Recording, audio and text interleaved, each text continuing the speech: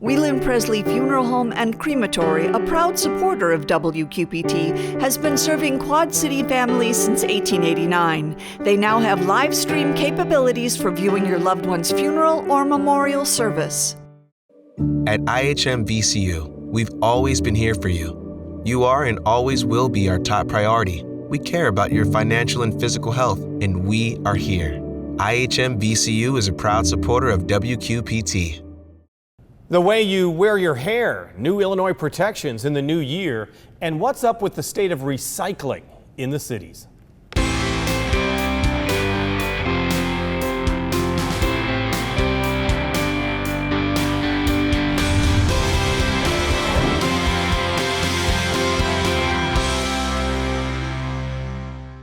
Rock Island County's Waste Authority says it will scale back some of its recycling operations at the end of September. Was it too much of a good thing that we're doing, and will some of those services still be available once again? More on recycling in a moment, but first, it's a matter of hair. Schools and workplaces have rules about clothing, hair, and your appearance, but when do those rules cross the line and affect a person's culture and deeply rooted heritage? This month, Illinois Governor J.B. Pritzker signed the Jet Hawkins Act, named after a 4-year-old Chicago boy who was told to go home from preschool because of his hairstyle. Effective January 1st, his hair and hundreds of thousands of other people's hairstyles will be protected in the classroom and the workplace.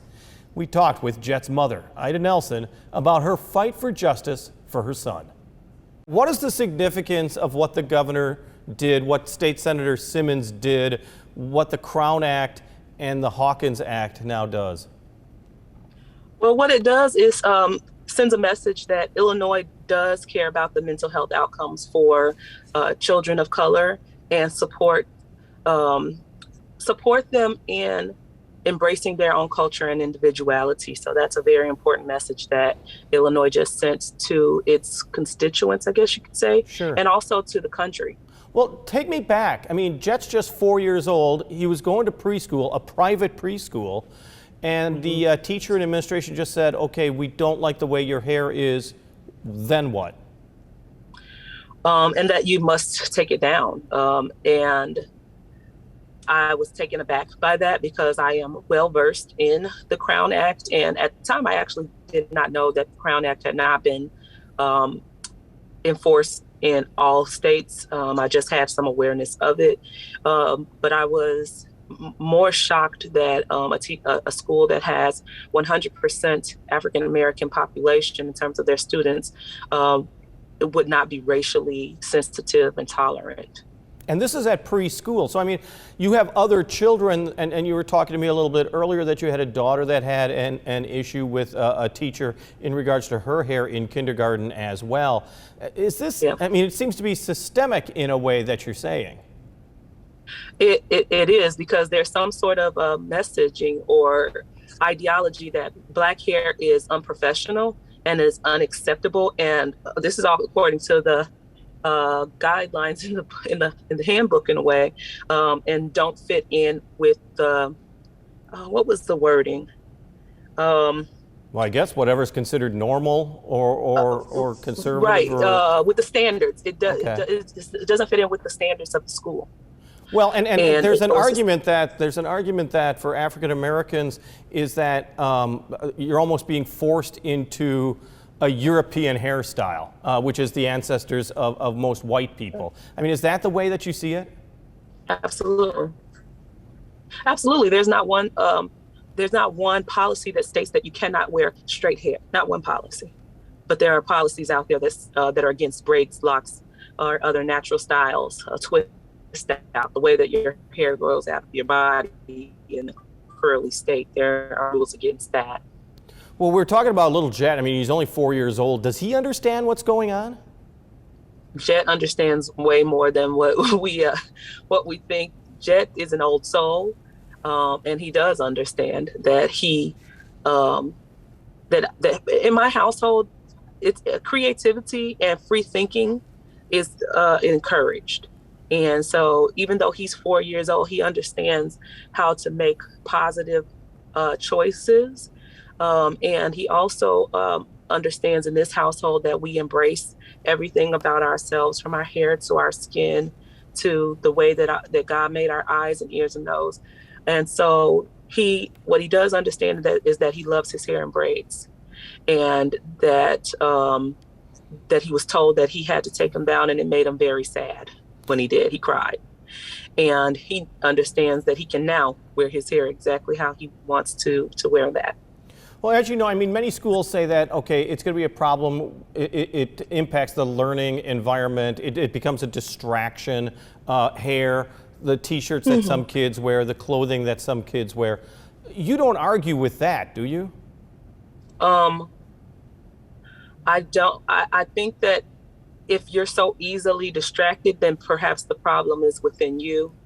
It comes from a place of ignorance, and intolerance is where I feel it comes from. How someone wears their hair is their human right.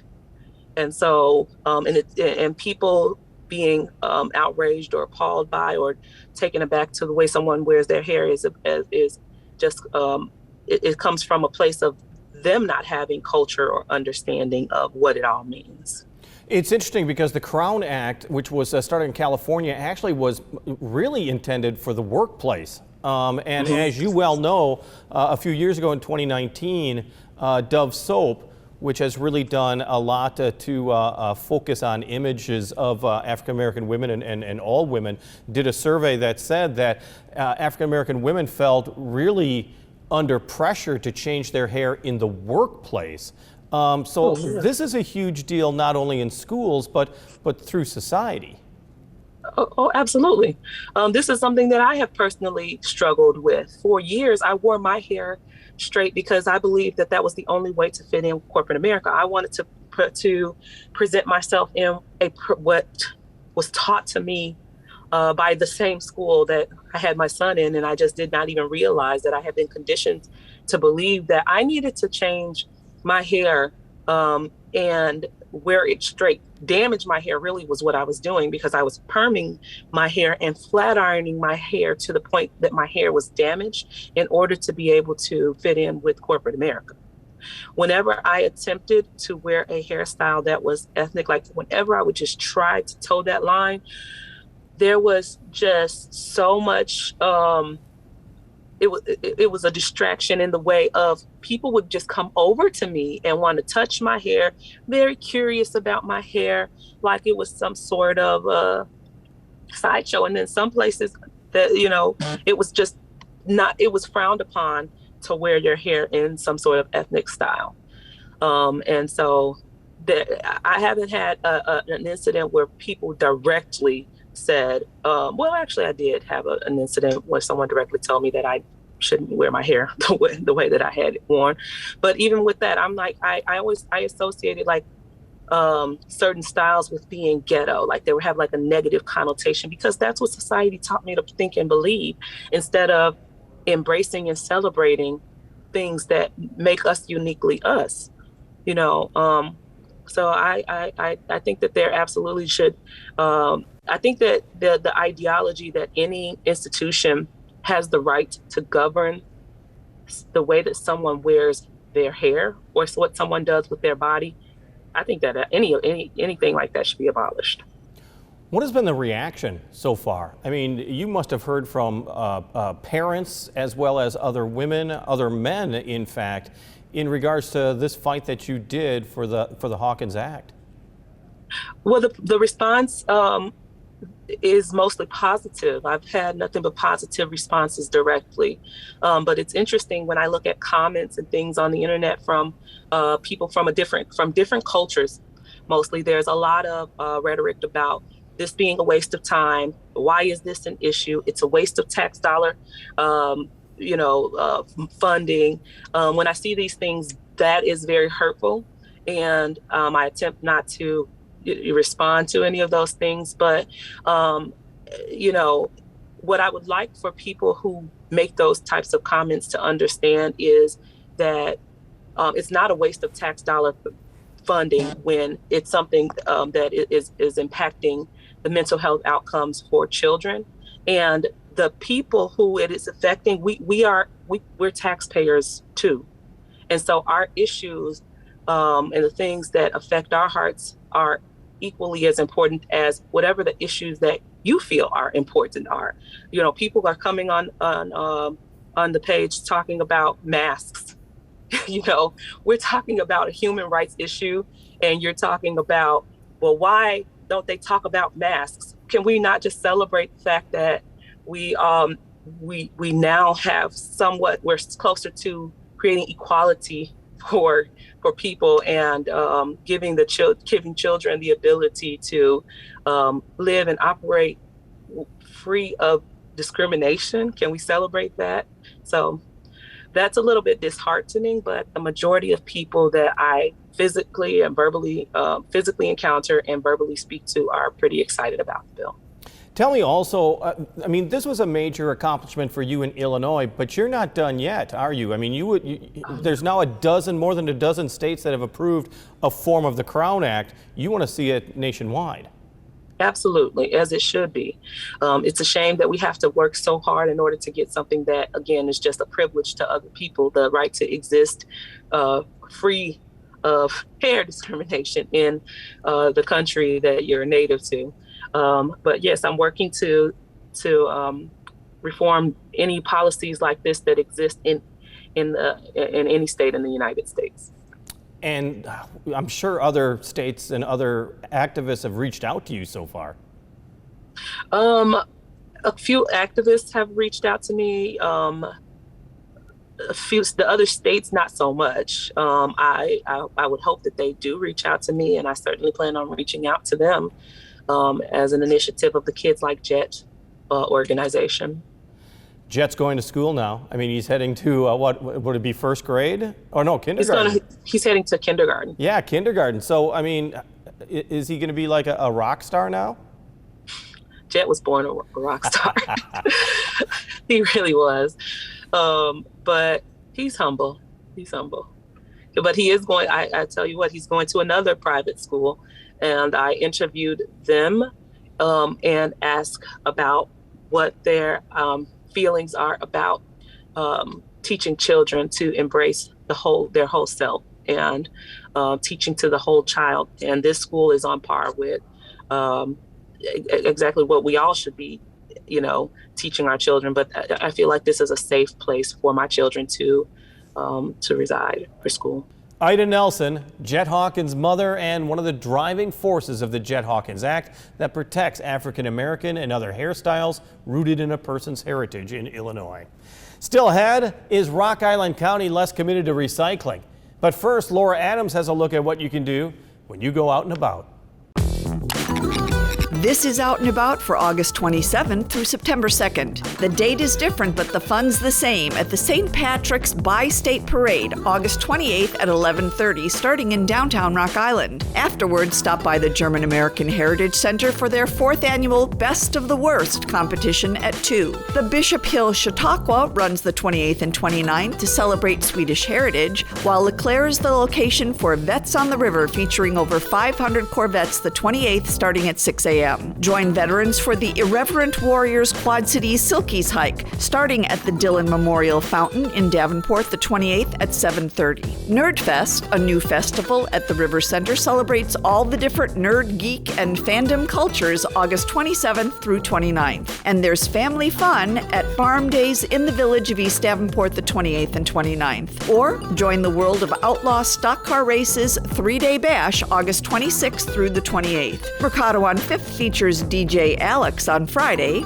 Dyna Ride takes the stage at Bass Street Landing September 2nd. And Class of 82 performs on the 27th at RME's Live at 5 concert. Catch Irish tenor Patty Homan at locations throughout the Quad Cities as part of the Quad City Arts Visiting Artist Series. And there's only 3 performances left to see Murder in Green Meadows at the Black Box Theater. For more information, visit WQPT.org.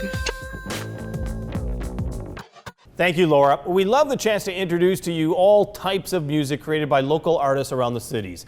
The drummer, who goes by the name Dead Ginger, has been creating music he says identifies with his inner soul. He joined us at the stage of the Black Box Theater in Moline. So here's Dead Ginger with Clarity to Chaos.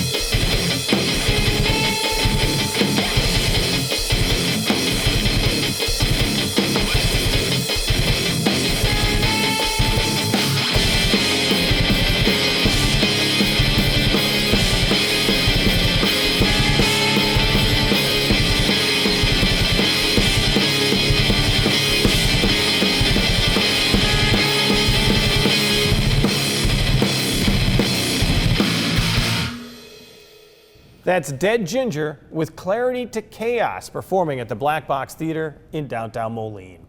For years, we've been told that recycling is the responsible thing to do. It's good for the planet. So it came as a surprise when Rock Island County's Waste Management Authority announced it would scale back its recycling effort by closing its drop-off sites, often used by rural residents and others who don't have curbside collection.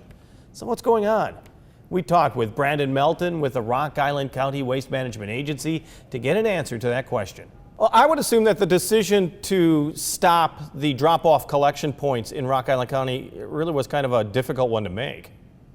Yeah, I think absolutely. It's always difficult to take services away from residents of the county. I first want to start by saying and clarifying that Rock Island County Waste Management Agency isn't a part of Rock Island County. I think that's a common misconception that we've heard from a lot of the community. We are a separate entity. It's called a Municipal Joint Action Agency, and Rock Island County is one of those members, and along with a number of cities, including Rock Island, Moline, East Moline, and other smaller communities. And so our budget is one that is separate from all of those municipalities, but we also run a variety of programs throughout the area.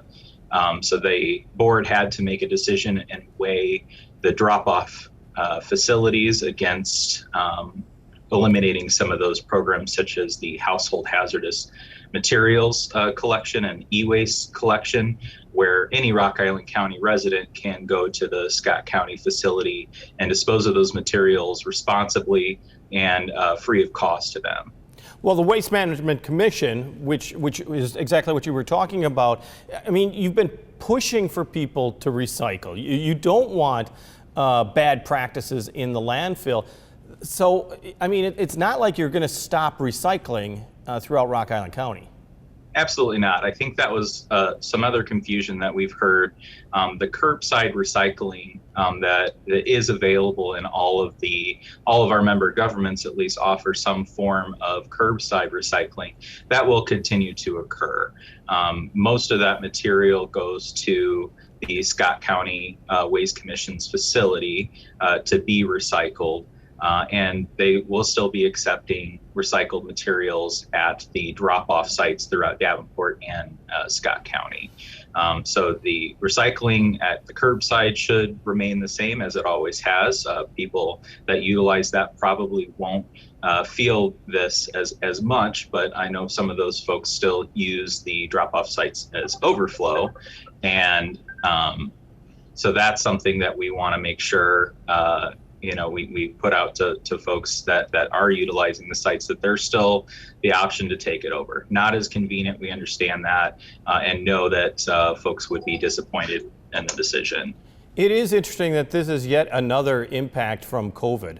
In a way, to the best of my knowledge, was that the recycling stream and actually the entire waste management stream was interrupted by the business community not being at 100%. Is that a correct assessment? And if that's the case, it would seem like this is going to be a problem that's going to last a bit longer for the Waste Management Agency. Sure. So there's a lot of nuance in how it, and I think everyone's still trying to get their head around all the impacts of COVID. I wanted to stress too, and I'm glad you gave me the opportunity to talk about this point, that this was sort of coming to a head already. Our income and that we collect from the landfills was on the decline and over the past 4 years, and the expenses of our programs have been increasing over the last 4 years. So even before COVID, we were on a path where where the board was going to have to make a decision to reduce some programs to some degree, and really the impacts of COVID accelerated that decision and maybe the severity of the decrease that had to occur. The bottom line was that we had to find somewhere $170,000 to get rid of in our budget, which is typically around $500,000 a year. That money goes towards the programs that I had mentioned before. And so the board did have to make that difficult decision maybe a little bit sooner because of COVID. I think your assumption about commercial activity being greatly reduced because of COVID restrictions is correct. That there's a lot fewer material coming into the landfill, which is really our sole source of income as an agency. We receive a tipping fee. So when someone brings their material to be disposed of at the landfill, a portion of what they pay goes to pay for our agency's operations. When it comes to recycling, I mean, we've heard this time and again, is that, I mean, some places don't accept paper anymore because there's just been too much paper and the price just plummeted. Same with some metals. I mean, is it a case when it comes to recycling that in a way we've been too successful and thereby with supply and demand, there's just too much supply and then the cost just falls? Right. I'm not a subject expert on that aspect of it. We don't directly deal with the recycling, but we do work with Scott County pretty closely on how they're managing their materials, and did get an opportunity to discuss with them what that looks like for them as far as the market value of the materials that they're collecting. And cardboard is actually very high right now because, and I would assume largely because there's more activity for online shopping, and so boxes are in high demand. And single stream recycling is actually on the rise. There was a time really between 2018 and 2020 where the recycling market was disrupted pretty significantly because China's embargo on our recycled materials. So the market did take a pretty steep dive there, but I know that Scott County was still able to market their materials. And as I mentioned, the single stream materials are the commodity prices for those are steadily increasing now and are actually looking good. Well, we've talked about refuse and we've talked about recycling, but let's talk about the household hazardous waste because the Waste Management Agency is going to be having a hazardous household waste collection coming up September 11th. It's Saturday at the Rock Island County Fairgrounds. This is really a good opportunity that if you have, I don't know, oil-based paints in your garage, or if you have anything that is corrosive or chemicals or fertilizers that's just sitting around in your house, you don't want people dumping that in the toilet. You don't want them throwing it in the garbage can. This is your chance to dispose of it wisely. Yeah, absolutely. So we're co-hosting this event with Illinois EPA. We're sort of a pilot for an annual event that we may be able to host. If the event's successful, we could see this happening every year.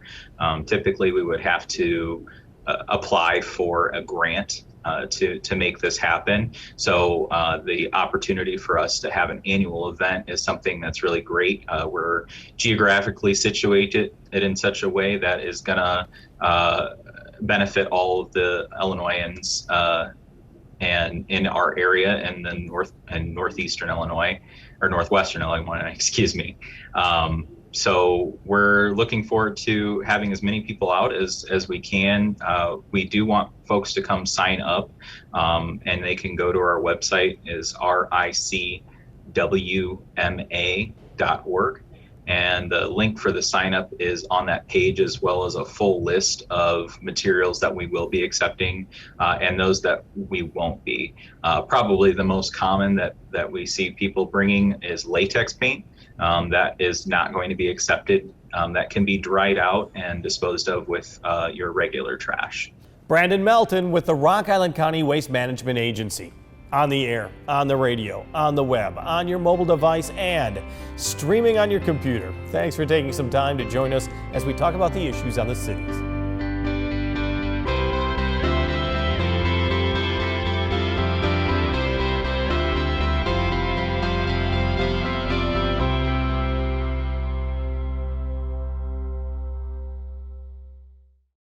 Whelan Presley Funeral Home and Crematory, a proud supporter of WQPT, has been serving Quad City families since 1889. They now have live stream capabilities for viewing your loved one's funeral or memorial service.